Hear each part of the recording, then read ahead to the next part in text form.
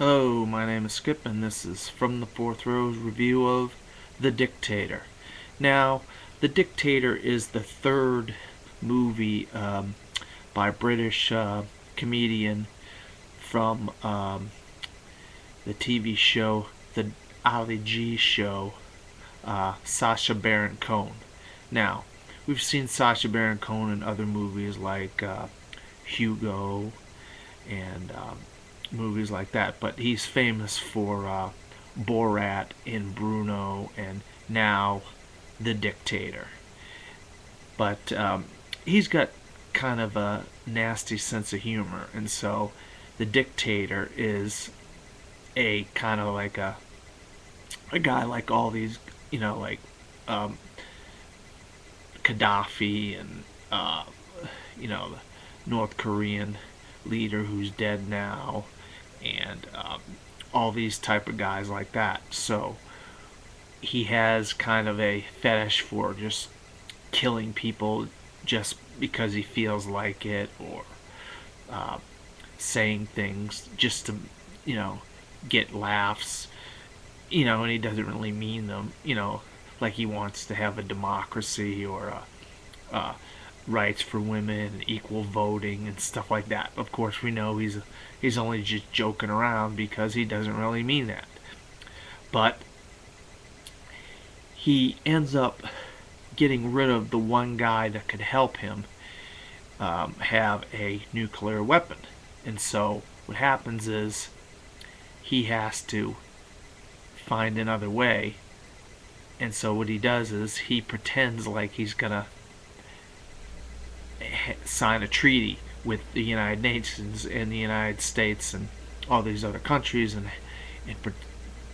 try to make his country, the Republic of Wadia, a ally to all these other countries. And so what happens is he comes to the United States, and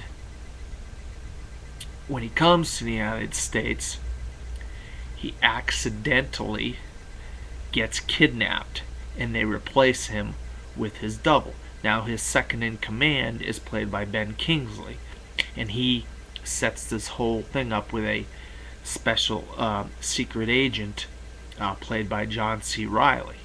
Now these guys set this whole thing up so they can sell off the oil rights of the Republic of Wadia to North Korea and England and all these other companies, and so that way everybody has equal sharing of oil, and then everybody can get rich.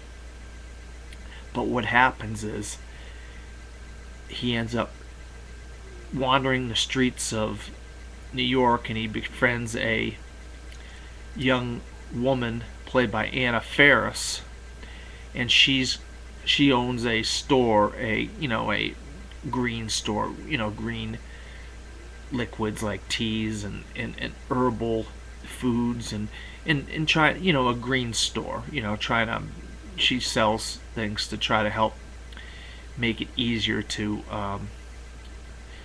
save the environment and the oceans and animals and so forth and whatnot. So she's kind of like a green freak or whatever.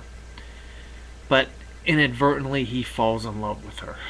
Now, I'm not going to go any further into it. I'm just going to say I think I really laughed a lot at The Dictator, and I think there's a lot of just there's so much nasty jokes in this one, where in other movies I've seen the jokes, the groin jokes or this or that don't work, but in here it does work because the story itself lends itself. We know it's just a parody of a dictator, and so we know that this stuff is coming, and there's a birthing scene that's just absolutely ridiculously hilarious, and everybody knows that they're having fun here, and they're doing a good job. Even Megan Fox is in the scene, and she's she's having fun with it. I mean, I'm gonna give The Dictator a see it, and I think if you know what you're getting into, you know this kind of humor, and I like